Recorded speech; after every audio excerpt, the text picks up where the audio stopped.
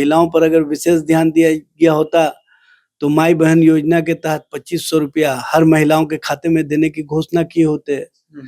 बुजुर्ग महिलाओं के लिए, विधवा महिलाओं के लिए 1500 रुपया, जो अभी पेंशन 400 रुपया है उसको बढ़ा करके 1500 रुपया देने की घोषणा किए होते। महिलाओं पर इतनी अत्याचार की घटनाएं नहीं होती थी, बच्चियों के साथ व्यभिचार की घटनाएं नहीं होती थी। आज महिला के सुरक्षा के लिए सरकार के स्तर से बजट में कोई प्रोविजन नहीं किए गए हैं, जबकि सबसे अधिक प्रताड़ना का शिकार महिलाएं हो रही हैं, बच्चियां हो रही हैं। 6-6, 5-5 बरस की बच्चियों के साथ व्यभिचार की घटनाएं होती हैं। आप महिलाओं को स्वावलंबी बनाने की दिशा में क्या कार्रवाई कर रहे हैं? कहीं कुछ नहीं है। आप सिर्फ घोषणा करते हैं और घोषणा को अमल में नहीं लाते हैं। आप अति पिछड़ा समाज के महिलाओं की बच्चियों को जो मिलना चाहिए छात्रवृत्ति, वो छात्रवृत्ति समय पर नहीं दे पाते हैं। जो ग्रेजुएट बच्चियों के लिए घोषणा किया था 25,000 और 50,000 रुपया देने की, वो बैकलॉग चल रहा है, 3-3 साल पुराने, अभी तक से बैकलॉग पूरे नहीं हुए हैं। आप किस तरह का कार्यक्रम चलाते हैं? आज विधानसभा में बजट पेश किया गया जिसमें बताया गया कि देखिए विशेषकर महिलाओं के ऊपर बजट में ध्यान दिया गया है। महिलाओं के पिंक टॉयलेट की बात हो या फिर चालक उपचालक, जिस तरह से बस बताई जा रही है कि पिंक बसें चलाई जाएगी शहरों में, तमाम मुद्दे पर हमारे साथ बातचीत करने के लिए आरजेडी से प्रदेश प्रवक्ता एजाज सर है। कैसे देखते हैं सर, बजट आज पेश किया गया है? देखिए, बजट में जो आप बोल रहे हैं कि महिलाओं पर विशेष ध्यान दिया गया है, महिलाओं पर अगर विशेष ध्यान दिया गया होता तो माई बहन योजना के तहत 2500 रुपया हर महिलाओं के खाते में देने की घोषणा किए होते। बुजुर्ग महिलाओं के लिए, विधवा महिलाओं के लिए 1500 रुपया, जो अभी पेंशन 400 रुपया है उसको बढ़ा करके 1500 रुपया देने की घोषणा किए होते। और साथ ही साथ महिलाओं के लिए जो गैस सिलेंडर सबसे ज्यादा परेशान किए हुए है, वो 500 रुपये में देने की घोषणा किए होते। इन सब घोषणाओं को दरकिनार करके आपने वैसी बातें कही है जो सरजमीन पर उतर ही नहीं सकता। यहाँ तो बिहार में जो ट्रांसपोर्ट की स्थिति है, जो रोड ट्रांसपोर्ट का कहीं ना कहीं भट्टा बैठा दिया गया है, वो स्पष्ट रूप से दिखता है। जब आप बस कितना किस रूट में देंगे उसका कोई घोषणा नहीं किए, उसके संबंध में कोई बात नहीं बताए, और आप जब महिला ड्राइवर, महिला कंडक्टर, उसके नियुक्ति के संबंध में कोई विज्ञापन नहीं निकाले, कोई उनके प्रशिक्षण के संबंध में कोई बातें नहीं किए। उसमें तो कहा गया ना कि महिला ही प्रशिक्षण देगी। यहाँ पर तो जो ड्राइवर हैं उन ड्राइवरों की तो कमी है। आप महिलाओं को स्वावलंबी बनाने की दिशा में क्या कार्रवाई कर रहे हैं? कहीं कुछ नहीं है।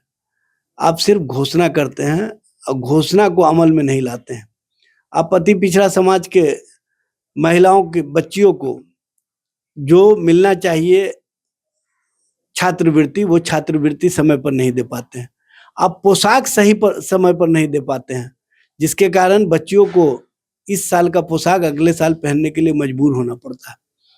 आपने जो इंटरमीडिएट पास बच्चियों के लिए, जो ग्रेजुएट बच्चियों के लिए घोषणा किया था 25,000 और 50,000 रुपया देने की, वो बैकलॉग चल रहा है, 3-3 साल पुराने, अभी तक से बैकलॉग पूरे नहीं हुए हैं। आप किस तरह का कार्यक्रम चलाते हैं कि जिनके लिए आप कार्यक्रम चला रहे हैं वो बच्चियां पढ़ ही नहीं पाती हैं? क्योंकि आपने ये योजना लाया था कि जो बच्चियां पढ़ नहीं पा रही हैं उनको पढ़ने में उनके परिवार को सहायता मिल सके, लेकिन आप 3 साल पुराना बैकलॉग रख करके कैसे सहायता पहुंचा रहे हैं और कैसे वो बच्चियां पढ़ पाएंगी? इस पर तो आप गंभीरता दिखाते नहीं हैं। वो लोग कह रहे हैं कि तेजस्वी यादव खाली बोलते हैं। जिस समय उनकी माता की सरकार थी, जिस समय राबड़ी देवी मुख्यमंत्री थी, उस समय तो क्या कुछ कहाँ किए महिलाओं के लिए? कुछ भी नहीं किए। देखिए, राबड़ी देवी जी के टाइम में महिलाओं के सामाजिक, आर्थिक और उसके साथ साथ उनको सम्मान से जीने का अधिकार मिला। महिलाओं पर इतनी अत्याचार की घटनाएं नहीं होती थी, बच्चियों के साथ व्यभिचार की घटनाएं नहीं होती थी। आज महिला के सुरक्षा के लिए सरकार के स्तर से बजट में कोई प्रोविजन नहीं किए गए हैं, जबकि सबसे अधिक प्रताड़ना का शिकार महिलाएं हो रही हैं, बच्चियां हो रही हैं। 6-6, 5-5 बरस की बच्चियों के साथ व्यभिचार की घटनाएं होती हैं, अत्याचार की घटनाएं होती हैं, यौनाचार की घटनाएं होती हैं, उस पर आपका कोई विचार नहीं आया कि उनकी सुरक्षा के लिए आप कौन सा उपाय करेंगे। तो इस तरह का जो राजनीति का गेम आप खेल रहे हैं, ये सिर्फ उसी तरह का है जैसे केंद्र सरकार ने जुमलाबाजी किया।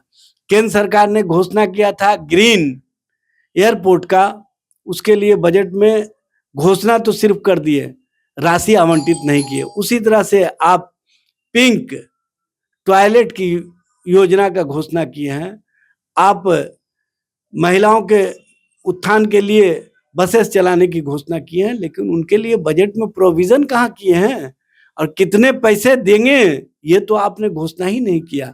सिर्फ बातों की जुमलाबाजी करना अगर कोई सीखे तो भारतीय जनता पार्टी से सीखे, डबल इंजन सरकार से सीखे। और डबल इंजन सरकार का जिस तरह से आज बजट प्रस्तुत हुआ, इससे सभी लोग मायूस हुए हैं, चाहे छात्र हो, चाहे नौजवान हो, चाहे महिलाएं हो, चाहे बुजुर्ग हो, चाहे किसान हो, चाहे आम आवाम हो। आपने 200 यूनिट बिजली फ्री नहीं किया। आप किस तरह से बजट बनाए हैं कि आम आवाम को कोई फायदा ही नहीं हुआ, आम आवाम के हितों के लिए कोई काम ही नहीं हुए। तो इस तरह के बजट को सिर्फ इतना ही कहा जाएगा कि आपने कहीं ना कहीं जनता के आंखों में धूल झोंकने का काम। चलिए, तो इस बजट में जो है जनता के आंखों में धूल झोंकने का काम किए हैं। जिस तरह से लगातार बजट पेश करने के बाद जो है तेजस्वी यादव का भी बयान आया था, वो भी बयान आपको सुनाए थे, लेकिन अब जो है साफ तौर पर बताया गया है कि जनता के आंख में धूल झोंकने का काम किया गया है। महिलाओं पर विशेष करके ध्यान जो सरकार बता रही है कि दिया गया, लेकिन उसका कुछ भी नहीं है।